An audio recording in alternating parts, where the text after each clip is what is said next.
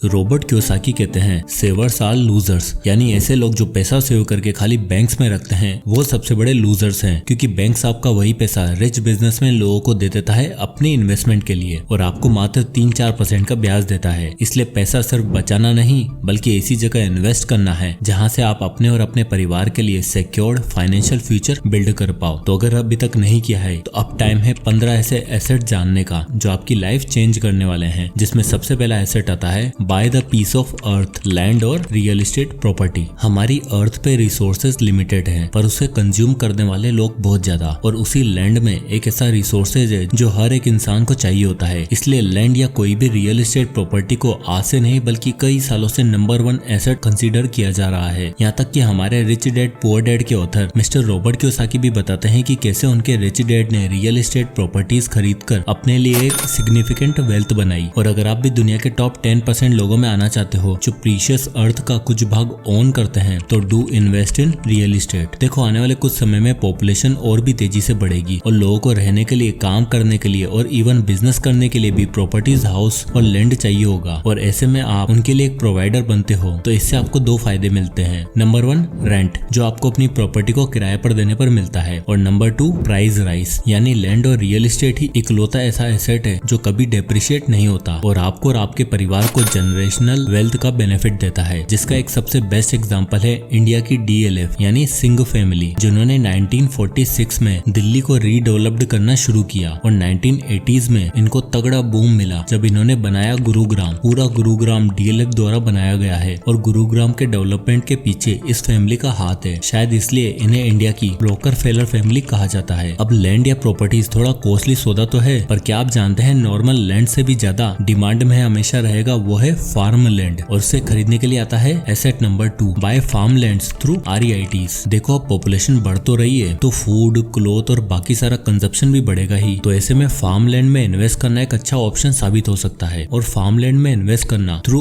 REITs यानी real estate investment trust, जो एक तरह का म्यूचुअल फंड कंपनी की तरह होता है और इनका काम होता है इनकम जनरेटिंग रियल एस्टेट को ओन करना, ऑपरेट करना और फाइनेंस करना। और अगर हम सिर्फ फार्म लैंड REITs की बात करें तो ये सिर्फ और सिर्फ एग्रीकल्चर और लैंड में इन्वेस्ट करते हैं। अब ये काम कैसे करता है जरा समझ लो। तो just like a mutual fund company, REITs company भी लोगों से एक पूल ऑफ मनी इकट्ठा करती है, फिर उस पैसे से स्टॉक खरीदने की बजाय ये लोग फार्म लैंड और एग्री बिजनेस को लीज पर दे देते हैं। देन उससे मिलने वाला रेंट और पेमेंट ये अपने इन्वेस्टर में डिस्ट्रीब्यूट करते हैं, जिसके लिए ये 90% रूल का यूज करते हैं, यानी टोटल इनकम का 90% एज ए डिविडेंड बांट देते हैं। तो एक बेस्ट एसेट टू इन्वेस्ट है क्योंकि इसमें आपको डिविडेंड और कैपिटल एप्रिसिएशन का फायदा भी मिलता है जस्ट लाइक स्टॉक्स। और तो और यहाँ पर आप मिनिमम 10-15 हजार की मंथली इन्वेस्टमेंट से भी शुरू कर सकते हो, और अगर आपको ये इन्वेस्टमेंट ऑप्शन अच्छा लगे तो आप इसमें 10-15% तक का रिटर्न भी कमा सकते हो। अब आता है asset number 3 invest in India and forget it, index fund. अब अगर बात भारत की हो रही है तो इन्वेस्ट इन इंडिया यानी इंडिया की टॉप कंपनियां। क्या है ना, बहुत से लोगों के लिए स्टॉक मार्केट एक भूल भुलैया है क्योंकि यहाँ 6000 से भी ज्यादा स्टॉक्स हैं, 197 इंडस्ट्रीज हैं, जिसमें कंफ्यूज होना आम बात है। इसलिए टॉप 30 और टॉप 50 कंपनियों के 2 इंडेक्सेस बनाए गए हैं, सेंसेक्स और निफ्टी, और इन इंडेक्सेस में आप इन्वेस्ट कर सकते हो थ्रू इंडेक्स फंड, जो आपके लिए कारगर एसेट साबित हो सकता है। अब आप यहाँ देख ही सकते हो कि लास्ट 20 साल में निफ्टी 50 ने 16.3% का रिटर्न दिया है। तो मान लो अगर आपकी इनकम 20 या 25 हजार है और अगर आप महीने का केवल 5000 भी SIP के थ्रू इन्वेस्ट करते हो और 16% तो छोड़ो 12% भी अगर आपको रिटर्न मिल रहा है तो 20 साल बाद आपका कॉर्पस लगभग 50 लाख का हो जाएगा। और अगर आप हर साल 10% का स्टेप अप करते हो तो 20 साल में सेम रिटर्न से ही आपके पास 1 करोड़ की वेल्थ होगी। तो भैया देश पे पैसा लगाओ और अपने लिए लॉन्ग लास्टिंग एसेट बनाओ। और दोस्तों अगर आप लोगों ने SIP शुरू कर दी है और या फिर करने वाले हो तो कमेंट में लिखे SIP, देखे तो जरा कितने लोग SIP कर रहे हैं। अब आता है asset number 4 invest in commodities. देखो लाइफ में कई बार ऐसी सिचुएशन आ जाती है जब हमें लगता है कि पैसा ही सब कुछ नहीं होता। जिंदा रहने के लिए, अच्छी लाइफस्टाइल जीने के लिए हमें कमोडिटीज की जरूरत पड़ती है। जैसे कि कोविड वाले टाइम का एग्जाम्पल देख लो, लोगों ने 100 रुपए देकर भी सैनिटाइजर और मास्क खरीदे, 200 रुपए किलो भी टमाटर परचेज किए, क्योंकि कहीं ना कहीं कमोडिटीज की वैल्यू कैश से ज्यादा है और रिच लोग इस बात को भली बात समझते हैं। इसलिए वो गोल्ड, एल्यूमिनियम, स्टील और ऑयल जैसी कमोडिटीज में खूब हेवीली इन्वेस्ट करते हैं। रॉबर्ट कियोसाकी खुद भी कमोडिटीज को ज्यादा प्रेफर करते हैं एज कम्पेयर टू कैश। और आप यहाँ देख ही सकते हो कि गोल्ड ने लास्ट 20 सालों में 12.6% का रिटर्न दिया है। और गोल्ड इन सब में एक ऐसी प्रीशियस कमोडिटी है जो आपकी लाइफ को बहुत हद तक आसान बना सकती है। इसलिए करंट सिनेरियो में बाकी चीजों के साथ साथ कमोडिटीज में इन्वेस्ट करना भी एक अच्छा डिसीजन मार्जिन होगा। अब आता है asset number 5, invest in high potential dividend stocks. अब कमोडिटीज के बाद आपका अगला और आपको फाइनेंशियल फ्री बना देने वाला एसेट हो सकता है डिविडेंड पेइंग स्टॉक्स। देखो मैं जानता हूँ 6000 से ज्यादा कंपनीज में कौन सा स्टॉक अच्छा है ये चूज करना बहुत मुश्किल है, पर अगर आप स्टॉक को इंडस्ट्रीज वाइड डिवाइड करोगे तो आप जानोगे कि पिछले 20 सालों में इंडिया में कौन कौन से सेक्टर ने बूम किया है। तो नंबर 1 पे है IT, नंबर 2 पे है हेल्थ केयर, नंबर 3 पे है FMCG, नंबर 4 पे है एनर्जी और नंबर 5 पे है इंफ्रास्ट्रक्चर। तो ये सेक्टर्स पिछले 20 सालों से ट्रेंड में है और आगे आने वाले 10-12 साल तक बूम करेंगे। अब आपको करना बस इतना सा है कि एक इंडस्ट्री चूज करो, उसमें हाई डिविडेंड पेइंग स्टॉक को सेलेक्ट करो और कंपनीज के फंडामेंटल को भी अच्छे से देख लो और फिर अगर आपको अच्छा लगे तो उसमें इन्वेस्ट करो, जिससे आपके 2 फायदे होंगे। पहला, आपको डिविडेंड भी मिल जाएगा और आपकी छोटी मोटी जरूरतें भी आराम से पूरी हो जाएंगी और प्लस में आपको स्टॉक एप्रिसिएशन का भी बेनिफिट मिलेगा, यानी प्रेजेंट और फ्यूचर दोनों सिक्योर। और दोस्तों अभी मैं आपको 10 और ऐसे अमेजिंग एसेट बताने वाला हूँ जिसमें से कुछ एसेट का तो आपने नाम भी नहीं सुना होगा, इसलिए वीडियो को लाइक करना ना भूलें। अब आता है asset number 6, leverage your skills and build a brand. हमेशा से अक्सर लोग जिंदगी भर एक जैसी लाइफस्टाइल ही जीना पसंद करते हैं, एक जॉब पकड़ लेते हैं और जीवन भर उसके पीछे ही भागते रहते हैं, कभी कोई नई स्किल या कोई नई नॉलेज ही नहीं सीखते। पर 19 साल के बैन ने ऐसा नहीं किया। अपनी एजुकेशन के साथ और पार्ट टाइम पिज्जा डिलीवरी के साथ साथ उन्होंने अपने जिम के पैशन को जारी रखा और अपने करियर के साथ साथ बिजनेस स्किल सीखी और डिजाइन किया एक स्टाइलिश जिम वेयर ब्रांड जो कि जाना जाता है जिम शार्क के नाम से। बैन ने स्टाइलिश जिम वेयर की मार्केट आइडेंटिफाई करी और अपनी मार्केटिंग और मेकिंग स्किल पे काम किया और डेवलपमेंट के बाद उन्होंने प्रमोशन के लिए इंस्टाग्राम और यूट्यूब का यूज किया और फिटनेस क्रिएटर से कोलैबोरेट करके इन्होंने पॉपुलैरिटी हासिल करी और 2020 में $1 बिलियन ग्लोबल ब्रांड बना दिया। इसलिए भैया ध्यान रखो, नौकरी आप एक लिमिटेड टाइम और एक लिमिटेड इनकम तक ही कर सकते हो, पर अपने स्किल का यूज करके आप अपने लिए अनलिमिटेड वेल्थ क्रिएट कर सकते हो। अब आता है एसेट नंबर 7,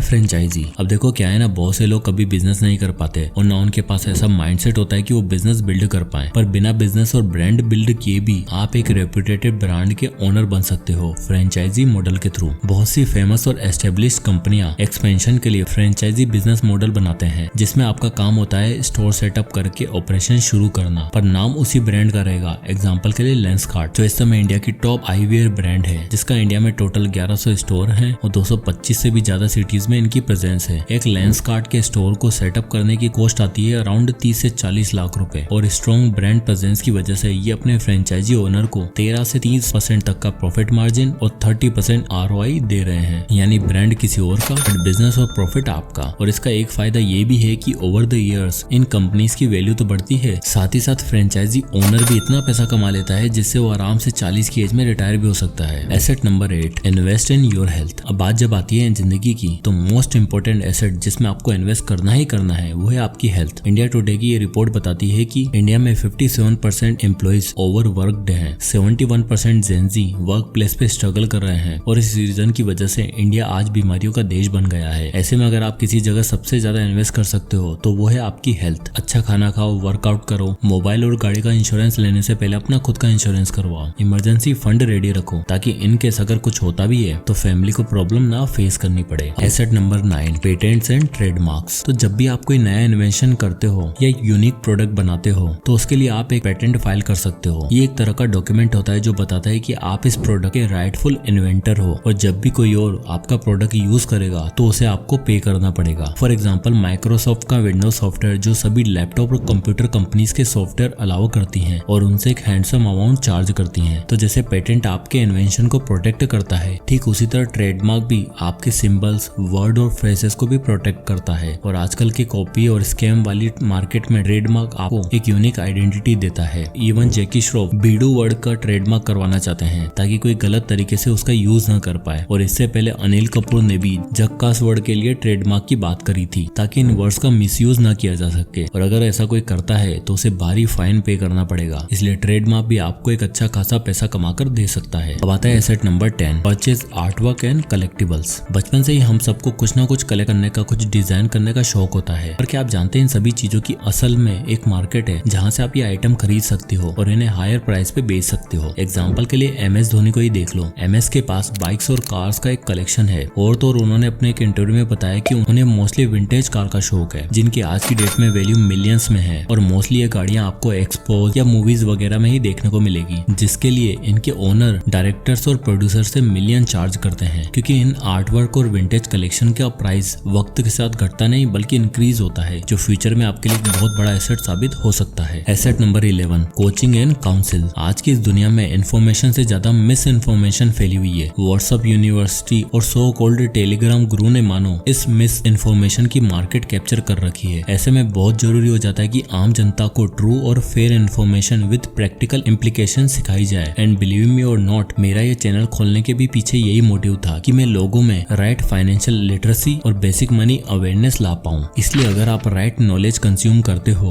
और आपकी प्रेजेंटेशन अच्छी है तो आप दुनिया के लिए एक एसेट बन सकते हो। दुनिया के मशहूर ऑथर और businessman Robert Kiyosaki, Gary Vee, Tim Ferriss, Dave Ramsey, ये सभी पर्सनैलिटीज अपनी नॉलेज की मदद से लोगों को कोच करते हैं, उन्हें डिसीजन लेने में हेल्प करते हैं और लोग इसके बदले में उन्हें काफी हैंडसम अमाउंट भी पे करते हैं। अब आता है asset number 12, invest in emerging markets. तो ये कुछ टॉप इमर्जिंग कंट्रीज हैं, मतलब ऐसी कंट्रीज जो ऑलरेडी ट्रांजिशन फेज में आ चुकी हैं। लाइक यहाँ टेक्नोलॉजी डेवलप्ड है, रियल एस्टेट बूम कर रहा है, टूरिस्ट स्पॉट्स, लोगों की फुटफॉल और अपॉर्चुनिटीज बढ़ रही हैं। एग्जांपल के लिए थाईलैंड और इंडोनेशिया का एग्जांपल ले लो। इस डेटा के अकॉर्डिंग आप देख सकते हो कि लास्ट ईयर बाली में टोटल 5.27 मिलियन विजिटर आए हैं और हमेशा से ये एक अच्छा टूरिस्ट स्पॉट रहा है, क्योंकि यहाँ कुछ ऐसी स्पेशलिटीज और ट्रेंड्स हैं जो दुनिया में और कहीं नहीं। और सिर्फ बाली ही नहीं बल्कि इन इमर्जिंग कंट्रीज में कई ऐसी जगह हैं जहाँ इन्वेस्टमेंट करना काफी सस्ता है। लाइक अगर आपको इंडोनेशिया की आउटस्कर्ट में रियल एस्टेट प्रॉपर्टी बाय करनी है तो वो आपको $10,000 यानी मात्र 8 लाख रुपए में मिल जाएगी। और महंगी से महंगी प्रॉपर्टी जैसे कि विला या अपार्टमेंट आपको 50 लाख के अंदर अंदर मिल जाएगा, जो आपके लिए एक बहुत बड़ा एसेट साबित हो सकता है। और यहाँ पे इन्वेस्ट करना भी इसलिए आसान है क्योंकि इनकी करेंसी हमारी करेंसी के मुकाबले कमजोर है, बट रिटर्न अमेजिंग है। और तो रियल एस्टेट के अलावा आप इन इमर्जिंग कंट्रीज के बिजनेस में भी इन्वेस्ट कर सकते हो, जो हैवी फुटफॉल होने की वजह से आपको अल्टीमेट वेल्थ बना के दे सकता है। अब आता है एसेट नंबर 13, इंटेलेक्चुअल प्रॉपर्टी।